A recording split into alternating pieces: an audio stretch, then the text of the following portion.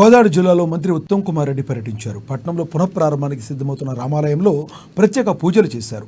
అనంతరం కేంద్రంలోని 9వ వార్డులో ఈద్గా గ్రౌండ్ అప్గ్రేడ్ కోసం 2 కోట్లు 3 కోట్లతో మంజూరైన స్థలాన్ని పరిశీలించారు.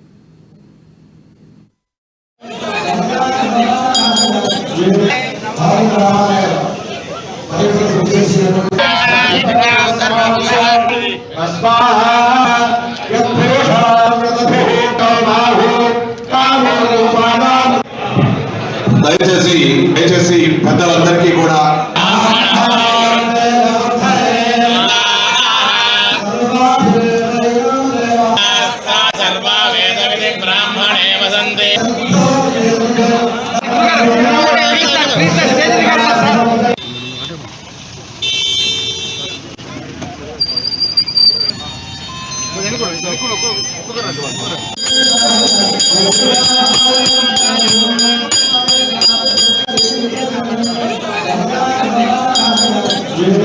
Hare